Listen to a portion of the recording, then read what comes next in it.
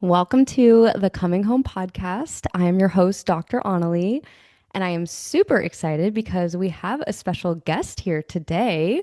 But we're going to go ahead and we're going to get into a meditation first just to get us all grounded, get us all centered, get us all clear. And then I'm going to go ahead and introduce her. So, obviously, don't do this if you're driving. I don't know if I have to say that, but it is just habit. I just somehow say that every time. So, just in case, don't do this if you're driving. Just tune in and listen, close your eyes, taking a deep breath in, letting it all go, just calling on the guidance of your higher power, whatever led you here today. Allow yourself to be as present as possible so that you can just really listen and receive any message that comes through. Our guidance is in the present moment, but so often we're up in our heads. We're thinking about the past, we're worrying about the future. But in these moments here, so much clarity can come through. And that's the intention. Come home to your own guidance, your own wisdom. The intention of this episode is to spark that within you, for it to resonate, for you to feel the truth, for you to feel the frequency, and then to implement something, to act on what comes through for you. So allow yourself to just enjoy being here. And it's such an honor to be here with you. So when you're ready, go ahead and open your eyes. So, Samantha, Sam, my beautiful guest, one of my good friends here, first guest since 2021. I was just telling her I have not brought anyone on. I started this podcast in 2018 and I just got the intuition, I just got the guidance. I went on her show recently that it is time to bring some guests on, and she is the first person. And we obviously have another guest here, Storm. In case anyone's watching and like, wait, okay. And he's okay. He's taking a nap. He might get up and walk around. But yes, we have two guests in one today. But yes, thank you so much for being here. Of course. I'm excited to be here and to go deep, and I love starting a podcast with a meditation. That's the first time I've ever done that, so it was Right? very grounding. I'm grateful you said that because it's my signature. And this is all about coming home to yourself and doing things and going against the grain and doing what's authentic to you. So, yes. I love that. I think that's one of the things we definitely have in common is the importance on being true to yourself in everything that you do. And I think the only reason why we both feel that so deeply is because we've both abandoned ourselves in so many Mm. parts of our lives in the past. So, yeah, it's an Yeah, honor. it is so good. Well, one of the main things, because as we were talking about what are we going to talk about, we obviously are going to intuitively go into it and it's going to flow. But something that I love about you is your relationship that you have and your experience with love. I know my listener, the woman who usually come to me, love has been hard. It's been a challenge, and we don't have as many examples or seeing what's possible. And I just feel like you're a good example. You talk so well about your relationship and it's always in such a healthy way. So I kind of just want to start with that, wherever you want to take it. Yeah, for sure. Well, you said like the part about examples, right? Like having good examples of healthy relationships is super important just for our Mhm. subconscious mind to know that what we do want is possible. And I do not believe I would be in the relationship and now marriage that I'm in if it wasn't for witnessing other people's healthy dynamics in a relationship where it just felt like two best friends who were on the same team and wanted to build a life with shared values. I didn't know that was possible. And I didn't really have any examples of that growing up. My parents are still married. I love them. They definitely have, I feel like they have like a decent relationship, but there's like communication issues and they don't really, I don't know, they like don't do stuff together. Like they do, but they don't. It's like you see your parents in such a skewed way compared to like how they probably are because hashtag trauma, Yeah, but I get like it. yeah. But I really wanted my relationship to feel fun and alive, but also like really deep and philosophical, and like we would have intellectually stimulating conversations. Um and I didn't want to intimidate the man. Like I had done that a lot in the past, and I was like, nope. I am not going to settle for somebody who is intimidated by me or whatever. I'm like, no, I want that man to make me stretch and make me grow. And yeah, so I would just say, like, to start off is I had to see it was possible, and then I was able to believe it was possible for me. With that being said, is it after the fact that you were realizing you needed to see that it was possible, or were you actively looking for relationships that mirrored or that showed you something you wanted to see? It was almost like once I saw the relationship, it was actually my friend from college and her boyfriend, and they had Mm. gotten engaged and gotten married in their early 20s. And just it was just like the way that they were together. Like I could feel how genuine their love was for each other and that they didn't want to change the other person and that they just like actually respected each other and spoke highly of each other. And it felt like, you know, I had never witnessed that. Like when we grow up and we watch movies or we see just relationships generally, it's always like passive aggressive communication or these really unhealthy patterns that are, they're like normal. But that's not healthy. Just because it's common doesn't mean it's healthy. And I think some part of me knew that, and I just really was looking for more in a relationship. And when I saw my friends in relationship, I was like, wait, it is possible. And it made me, when I wrote my list, because I made a list of everything I wanted to feel and everything I wanted to have in a man. And I made that list was partially inspired by my friends that were in a relationship. That was my next question. If you made a list before Yeah, actually meeting him. Okay, I did. I met him like 6 weeks after I made my list. did you feel like you got everything on that list? Were there some things that it wasn't quite it, or you realized you didn't need it? So, okay, so like a little backstory and context. Mm-hmm. All I was doing in my life at the time before I met him was like working and working out and just like taking care of myself. And I remember hearing a quote that was like, in order to meet the partner of your dreams, you need to become the woman of your dreams, right? It's like, because we can't be a match to something that we aren't. And I was like, okay, like, yo, girls gotta freaking get it together, you know? So I had spent probably that last year just working on myself. And I had come out of a maybe almost 2 year relationship with an older man. I was young, like I was 25, and I think he was 50, like he was an older dude. And we can talk about that relationship if you want, but that relationship showed me like the feeling of like a soulmate connection. And it was so beautiful and completely not planned and on purpose. And I honestly didn't even want to go into the relationship, but my soul was like, you need to be with this person to learn how to receive love. And I did. And it changed my life. And I feel like if it wasn't for being with him, I wouldn't have been able to be in my now marriage. And after we ended that relationship, really just, it was just because of age. I was like, if I'm going to have a family, like, this is not going to work. Um, I was like, okay, I'm gonna go single, be with myself, do my thing, and then I'm going to start asking guys out. And I went on a Oh, spree of what?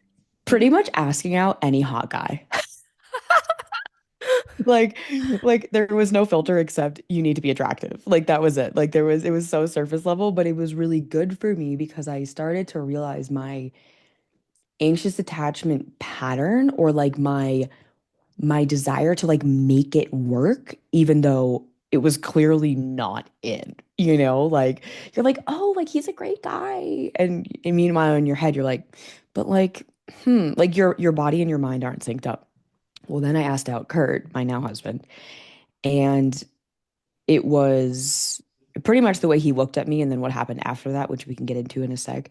But it was that solidified, oh shit. Like I was terrified and I had never felt that way before. And part of me knew, like, oh, fuck, this is different, you know? Oh. I didn't know that you went on a spree like that. I did. I did because I really wanted to get outside my comfort zone. And that was at a point in my life where I was really finding my voice. And I was like, why do we as women just have to wait for men to ask us out? Like, why, like, and it's not to say like I'm of course men asking us out, but I also felt like because I do have a bigger personality that men that are maybe more reserved would be scared. And when I after I asked Kurt out and he said yes and we started dating for a little bit, he did tell me that he actually had planned to ask me out, but wanted to wait a few weeks because he didn't want to get rejected. Oh. So it's just to say, like, for Mm, women listening, like, maybe it's not there's anything wrong with you that you're not being asked out. It's also just like, it's really scary. Like, for a man too to ask you out, like, it takes a lot of balls. And I think, like, obviously, I have that standard now of like, okay, men, like, get it together, let's go. But also, okay, you try to do it. You see how scary it feels. Like, just to give men more credit of like, hey, they have to put themselves out there and get rejected all the fucking time. So, yeah, I don't know. well, I love that you said that because I even in one of my courses, Man in Power, I help the men. There is a whole module on the rejection wound because men get rejected so often. That's something they have to deal with. So, and sometimes maybe as women, we don't fully understand or realize like what that can do to them, especially rejection after rejection. And they do feel that like they want to, but it's like, oh, the sting of it again, or looking bad or creepy, or they have so many things that go on in their head that can prevent them. So that's good to take note of. And he felt that, and he's your person. Yeah, totally. And like, my husband is a very confident man. Mm. But I think that before you do anything worthwhile, you will be nervous. Like, of course, So I was just going on a bender, so I didn't even have any rejection wounds at the time. I was like, whatever, I don't even care if he says no because I'm just practicing the muscle. But I think for him, he kind of like had a sense or something earlier than I did. So I think it probably meant more to him. Yes. Yeah, it does. I always say too, men really do have a sixth sense of they get a intuition and know. I don't know if it's primal or biological or something, but with working with a lot of men, I see it. They do have a strong sense Yeah, from the for get-go. sure. Yeah. For sure. Yeah, we love men. We love men here. I'm so not about Exactly. like disempowering men or like I don't subscribe to like the feminine like hardcore feminist stuff. I'm like, no, guys, like that's ruining your relationships. Like, it's ruining your marriages, it's ruining your life. Like, it's not a healthy mindset. I really don't believe it is. So, And I've been on a Bender, a Neville Goddard kick. I don't know if you've gotten into his yes. work, like Yes, I OG. have his like compilation book thing. I don't blame you. Literally on repeat. But the point I want to make here is that he talks a lot about how the world is just mirroring back to you. You can't blame the mirror of what it's showing you in the mirror. It's the thing on the other side. So if we have beliefs or expectations of men to be the worst or whatever, it's pretty much by law it's going to be reflected back to you. So I'm big on opening that conversation up as well. But Yeah. I do believe that's part of the equation. I hear a lot of women say like, oh, there's no good guys out there, or like, I just don't feel like any guy is going to be able to like hold me or handle me in my success. I work with a lot of high achieving mhm. leaders and entrepreneurs, and if they are in a relationship issue, it's typically because they do have a core belief of like the man can't hold them, like they can't fully trust the man, they can't surrender fully to the man. And I do think it requires a rewiring and also just like a healing of your relationship to the masculine so that you can, as women, we can receive, what the men want to give us. Yes. I think that that's huge. I always say it's pretty impossible if you have a core belief of I do everything to try to lose weight and I can't lose weight. I tried this, this, this. I always say it's then almost impossible for the thing to work if that's what's ingrained over and over again. So good to be mindful of that and take a look at it. But one thing I'm wondering, what do you feel like you maybe had to let go of or stop doing before you were that match to Kurt? What's interesting is I feel like I was given Kurt as a like, how do I even want to say this? I feel like when we met, we were young, we were 27. Hmm. No, 20, I was 29, he was 28. And it very much just synced up. We're both old souls, and I feel like that was our, without using those words when we met, like I do feel like that was our kind of connection of like, oh, we get each other. But like I almost didn't have to let go of anything until we got deeper into the relationship, where a lot of my patterns and things under the surface started to be revealed. When I met him, I was very much in my unhealthy feminine energy, and meaning like I was not vulnerable. I was not connected to my emotions. I was very much in workaholic mode. I was just doing. And I remember pretty quickly into the relationship, he was like, yeah, this is not going to work. Like, not the relationship, but Hmm. like the way I was being. He was like, you just need to relax. Like, please relax and just like let me take care of it. Hmm. And I just remember being like, what? Like, oh my God, he's so like disempowering me, like, which is hilarious because now I'm like, oh, thank God I don't So have to do good. all Take a the, yeah, breath of yeah, fresh air. I know. Love that. I really did wear achievement and accomplishment and doing all the things and being hyper independent as a badge of honor. And he really helped me, not even really through his spoken word, but just through his energy, like soften. And so I had to let go of this hyper masculine, I can do it myself. You don't need to help me. Pretend to be okay. Like that shell that I was wearing to protect myself.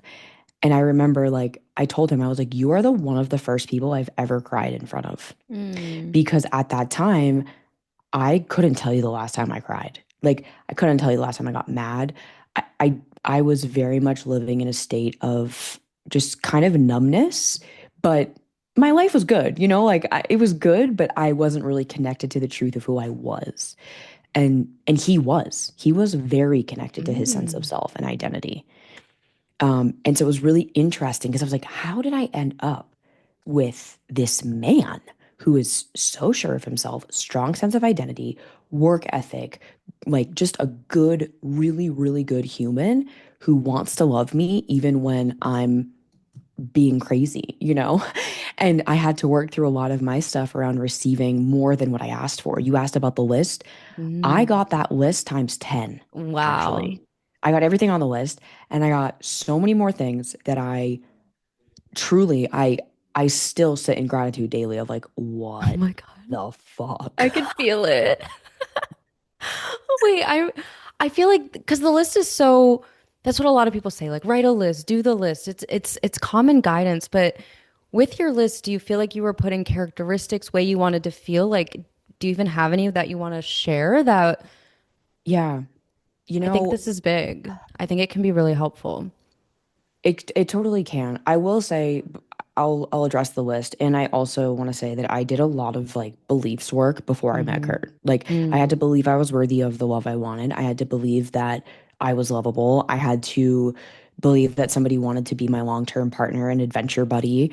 I had to Wow. really, just change how I saw myself in relationship. I had to rewire beliefs around being beautiful or pretty enough or whatever enough, like just all the things. And when I made the list, I mostly made the list of how I wanted to feel in the relationship. Mm. It actually wasn't many physical characteristics or even like 3D traits because I mean, if you when you study manifestation, really what you want, whether it's a relationship or anything, you want the way that you're going to feel in that thing. You don't actually care about the thing. Mm-hmm. And I had been recognizing that, and I was like, you know what? I'm not going to play the game of like I need to date a 6'5" bodybuilder entrepreneur has loads of money in the bank because that's kind of what I thought I wanted, which I wouldn't be mad if that was what he was, but I was like, no, I really want to cultivate a healthy relationship. Like, it doesn't, to me, it almost didn't matter as much what it looked like. I was like, I wanted to feel good Mm.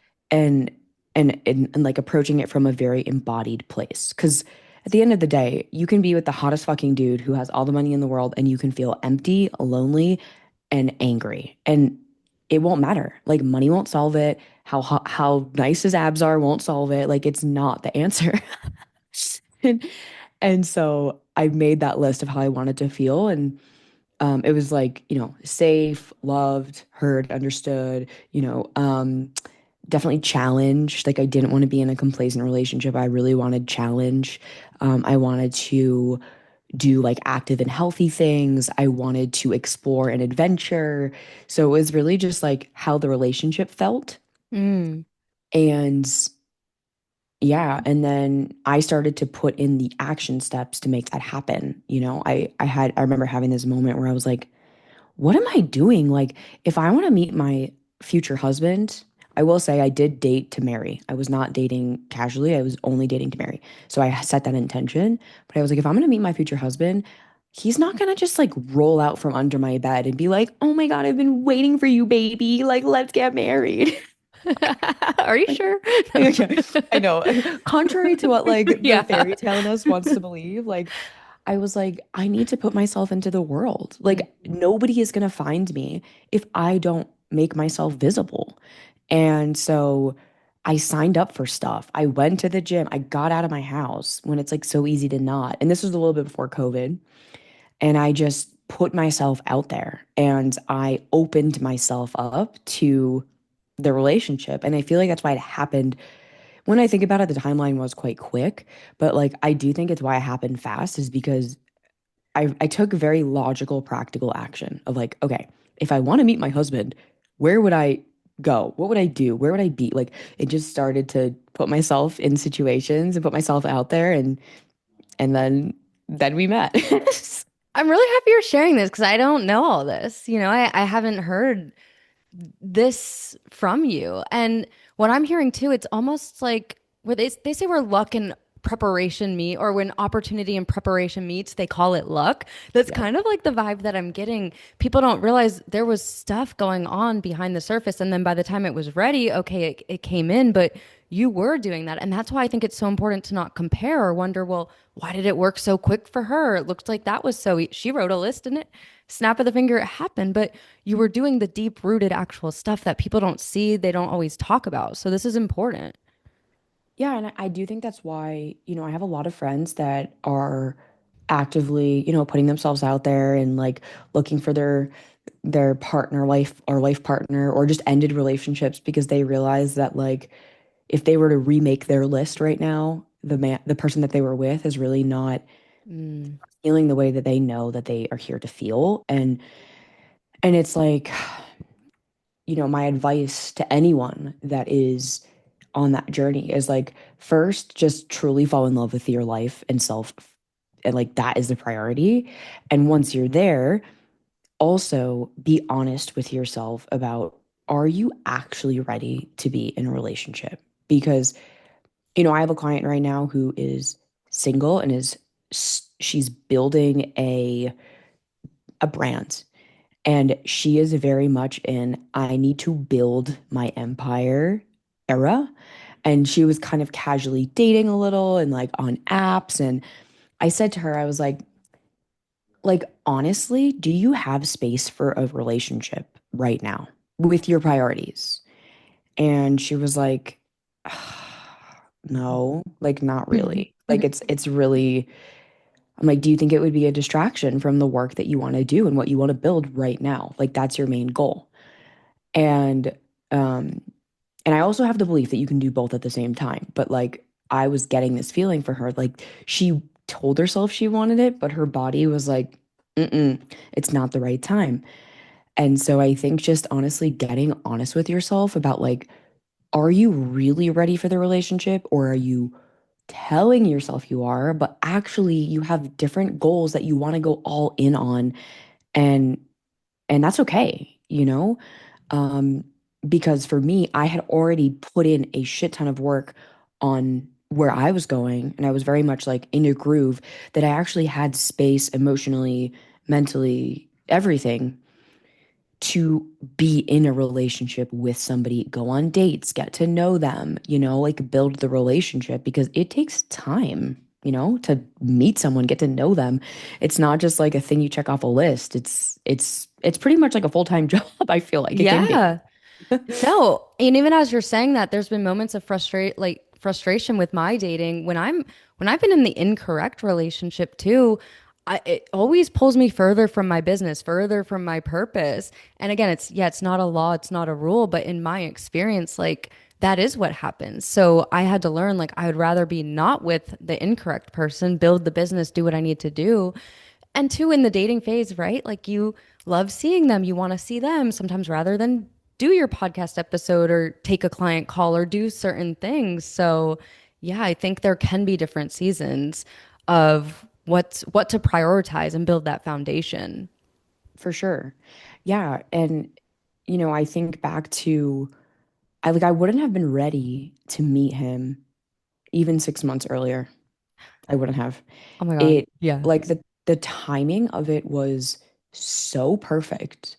I had also just left my job as a personal trainer and went all in into my business a month before I met Kurt. Like, and that also felt like a really significant, like in hindsight, it felt significant. Like I created my own freedom Mm. and I was feeling so happy and excited and all the things and just really in my purpose.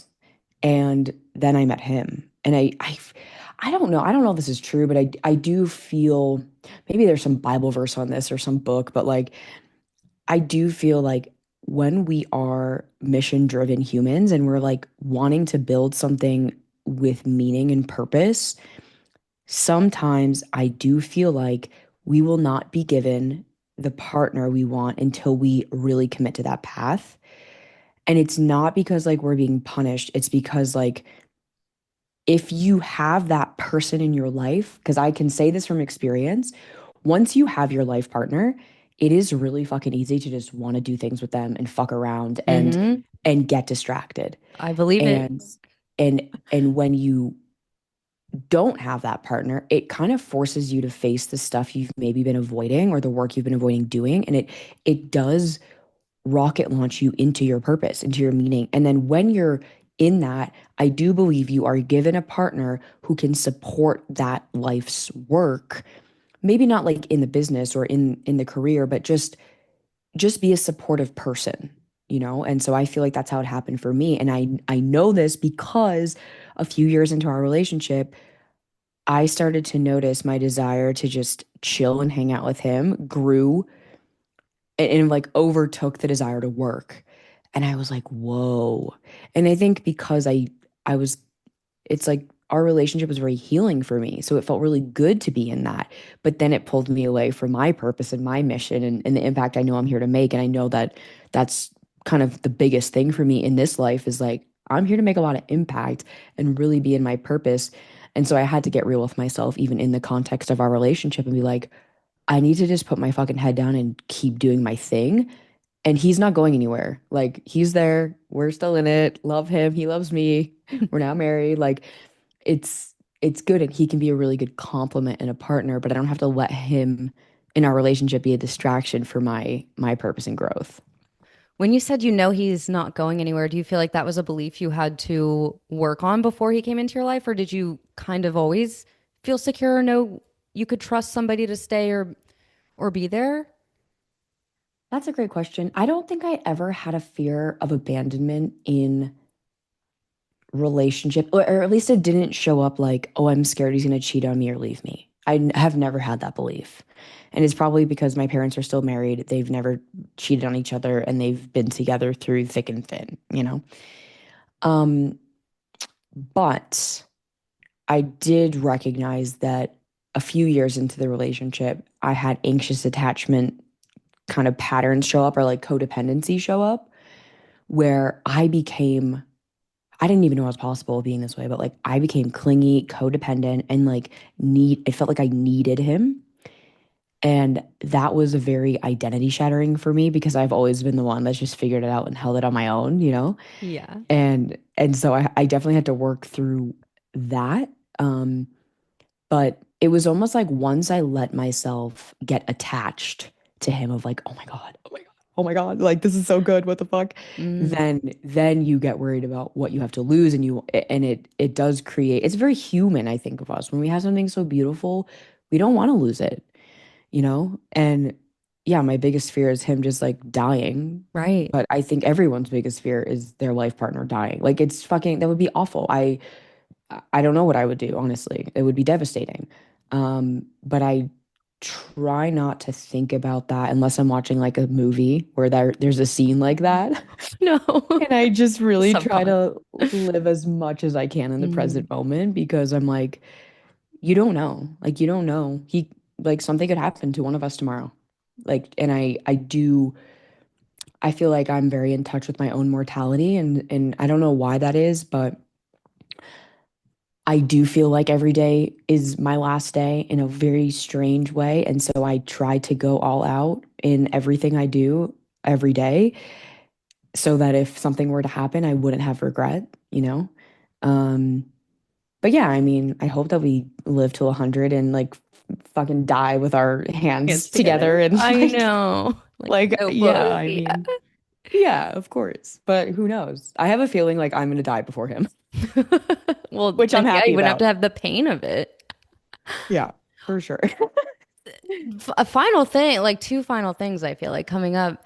The death thing, I was writing about it yesterday, and I think it's very spiritual, the acceptance of death. When I think when we can accept that our immortality, it does allow us to live more and to go all out. I think people too who have lost people really close to them sometimes get that a little bit quicker or in a more profound way sometimes because it really shows like, oh shit, this is real. Like we aren't always going to be here. Why am I worried about things? Why am I so stressed? Like let me go for it. So that was coming up in my field too. But the final thing I want to end on is in relationship. Once you're dating, you're in a relationship, maybe even after engaged, married. You said you did go through a little phase. You felt a little codependent, felt a little needy, but I do feel sometimes because I have a lot of clients who also are married, and when the spark is gone or they can't get back to how they felt in the beginning or they feel he's not desiring them as much. Any like I guess tips, tricks or something you've noticed that you need to do to still stay in your feminism, your magnetism and keep the desire, the spark alive just through some of your experience? Totally. Um, so I think when I was in the height of that unhealthy like relationship dynamic, Kurt and I were living and traveling full time in our van. And so spending that much time with somebody in that small amount of space, I think is very unhealthy. And even though we did it for 3 years and it was amazing and we saw all these states and traveled, it it was like too the dose was too much. You know, we needed our own time, we needed our own friends. And so when I am fulfilled in my life, in other parts of my life, my relationship with Kurt is effortless and easy and fun. Mm, It's when those times where I was talking about is when I was not happy in my life. And so I was looking to him to validate me or to fulfill my needs instead of me doing that for myself or, you know, leaning on girlfriends or go doing a hobby or doing something for myself. I was seeking that within him. And that's, of course, in a relationship, like I feel like we each have 100% and together we make 200%. And so that's okay that like we help each other in times where we are depleted or low. But it was like because I was not feeling seen or loved or whatever, I was seeking that from him. And then that made me feel needy and clingy. And then that repelled him because he was like, ew, get away from me. You know, like he would never say that, but like his energy. mm, And and so fortunately he was like patient enough with me to like work for me to work through that. And I genuinely believe like the more as women we are connected to ourselves, our physical bodies, our joy, what we love doing, hobbies, friends, like whatever, anything that just brings us joy and pleasure, the easier our relationships will be because we are not seeking anything. I think everyone can relate to being in a friendship where you feel like that friend is so fucking needy and you're like, "Oh my God, bitch, go get a hobby." Like, you know? And yeah. and it's the same thing. It's literally it's just like And codependency is so normalized in culture where like people call each other every day, multiple times a day. And I'm like, wow, that's a lot of what the fuck, Like, guys, like we need to think our own thoughts and be our own humans. And I think that ultimately will lead to a healthy relationship when you have two people who have a sense of identity, a sense of self, um, at least are in self-acceptance. Maybe they're not fully in self-love, and they can grow together with that person, knowing that you're on the same team. You're not trying to Yes. win and beat each other and one up each other or be right or be wrong. Kurt and I always talk about being on the same team. And if we're not on the same team, I'll be like, you're not on my team right now. Like we'll kind of be sassy about Aw. it and we'll call each other out and just be like, you're right. Like we want the same thing ultimately in the end, which is to be loved and to be happy and to be at peace and to move forward together. So let's just get there faster. Yeah. Everything you said is so in alignment, I feel like, with coming home to yourself. That's the whole key. That's a lot of my work. It's like you be your person, recharge your beauty batteries, love yourself, and you enter a relationship or you're in relationships. It's to me that's where the magic lies. When I have a client who's about to get into a relationship or they just got into a relationship, I'm always so big on like exactly what you're saying. I'm like, stick with your yoga, continue to go on your coffee dates. Mhm. Because sometimes as women, especially, we get really hyped up and excited with the man we're seeing. Like, of course, we love being with them, but we'll fall away on those things. But it starts to compound and add up and over time. And then we can. I've definitely been in relationships and phases where I leaned so much to the man for my happiness and all these things. I stopped doing all the things I was doing in the beginning. So Totally. I'm so You big lose on that. yourself. I think Lose it's a yourself. very I think it's a very common thing that happens. And I didn't even realize that was happening until we had so many conversations about it. I was like, wow, I am not doing the things that I used to do that bring me joy. And I need to get back to doing the things that make me feel good about Yes. myself and fill me up and not look to fill my cup by one person. That's a really unrealistic expectation. You think that you're going to get all your needs met by one person? Oh my God, you're Yeah. putting so much pressure on that one person. Yeah. Like you are allowed to have your needs met by a lot of different things, and your partner can be one of those things, but not, he can't be the whole thing. Absolutely. Imagine if you were that person to somebody else and they were expecting everything from you. That's It's not fun at exhausting. all. Yeah. And that's what happens when women and men are in reversed roles. Like the woman Mhm. is wears the pants, as they say, and does everything for the man. She gets resentful. He gets complacent, has no desire for her, and it fizzles like something bad happens, or they break up, or there needs to be a reversal of the roles and also a redistribution of like the needs. It's Yes. like, guys, like let's have well-rounded lives, and that will really help your relationship. And that's why I say, like, if you're in the single phase, the gift of it can be figuring out what you really love to do. So also, one, because we're meant to, but even in relationship, continue to do those things. Like you're in such discovery of these are the things that I'll continue to do and keep my magnetism alive. But I talk all the time about how to know you're in the wrong relationship. I really wanted to bring you on to help us distinguish how you know if you're in the right relationship. And it sounds like you gave us some support on how to prepare for that too and what goes on behind the scenes before creating that space for them. I don't think that's talked about that much, but I love it. Yeah. Yeah. I mean, I think just really, it's like trusting your gut and not your mind, especially if you've been in unhealthy relationships prior to meeting maybe somebody who is for you.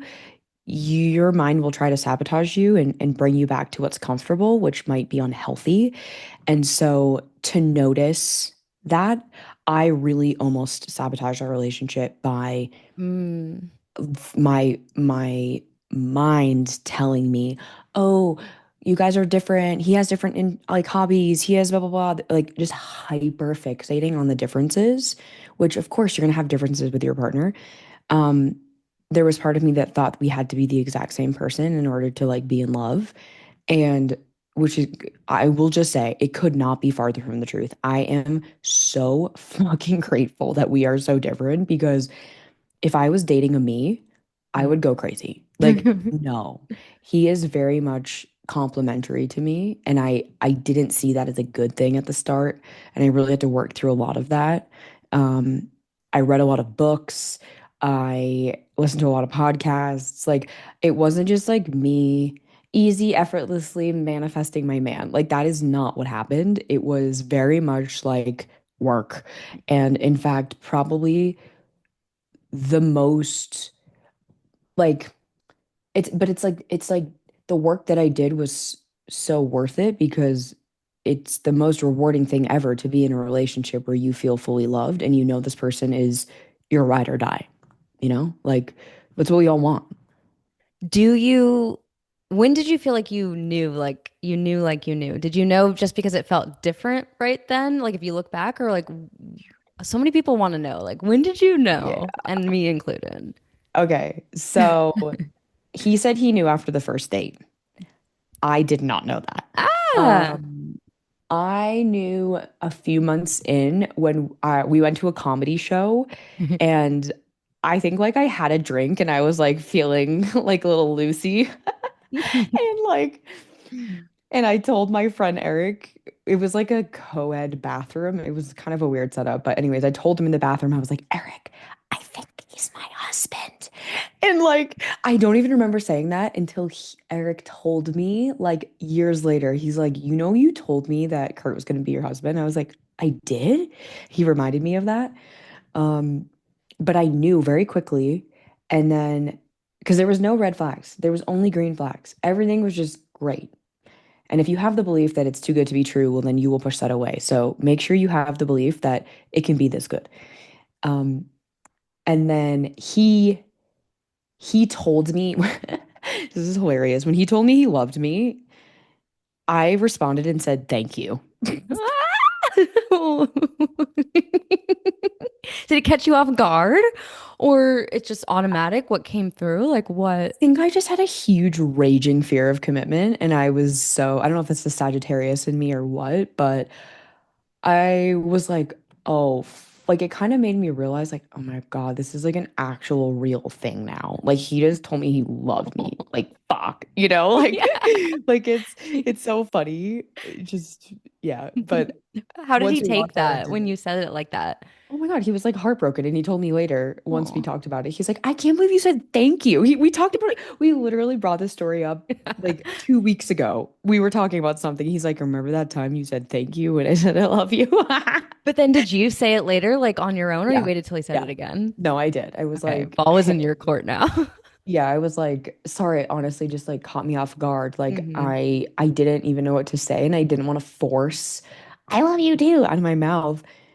And I did love him, but like it just I think it scared me to admit it to myself, to be It honest. can And sometimes then catch you off guard, especially the first one. You don't know it's coming. a I've had hundred moments percent, like that too, and I'm like, no, I really like or I do, but like, I don't know. It's sometimes so I love you too. Like it almost sometimes feels weird the first one, 100%. right?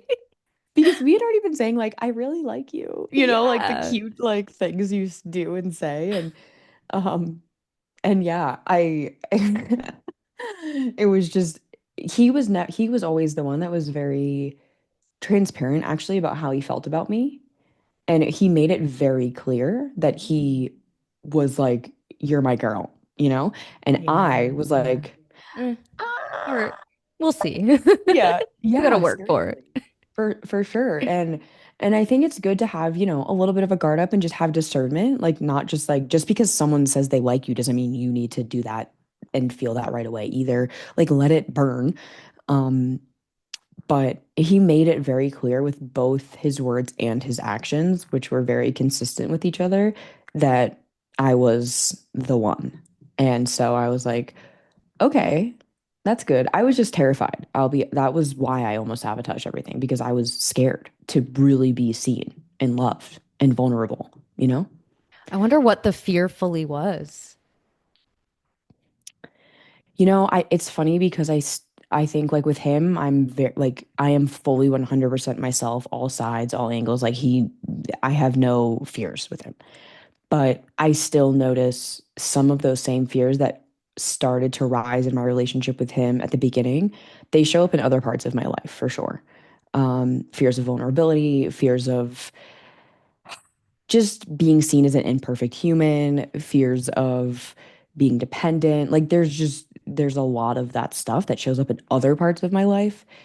Um, and I feel like my relationship is the thing I am the most proud of. It's the thing I've done the most work on. And it also feels like the compass for my life. Like I'm like, if I can do everything else in my life as not good, but like as following this like blueprint of what I did in this relationship, like it will work. Yeah. And that's why I felt it would be fun to bring you on and have a conversation like fully focused on this. Like Yeah. we could talk about all the things, business, money, all the things. You're an expert at so many things, but this, yeah. Yeah, and it's so fun, sharing these types of stories that like I don't often share, not Right. because I don't want to. Like I love talking about this, honestly. And it's inspiring me to like want to talk more about it on my podcast and in my content and all that stuff too. But um I do think that it's such a like beautiful conversation, because I think nobody doesn't want love, Mm-hmm. you know? 100%. And there's just so much programming and conditioning and just beliefs we have to shift in order to receive it. I think that's like the biggest takeaway I get from you today. Yeah. Yeah. Yay. Well, I love you so much. You're one of my favorite people on the planet. Oh, I So, love you too, and I feel the same. yeah, I'm yeah. honored. Thank you for having me on, and I'm so excited to hear how this lands I for know. everyone. And I just love that your mission and our missions align so much of returning people back to who they truly are, in different ways. Yes. And I'm excited for the people to now have contacts when they see us in Spain Yes. together. Now they Celebrating our know who friend. you are. Yes. Yay. I know. Well, So thank good. you. I'm going to put all your information below.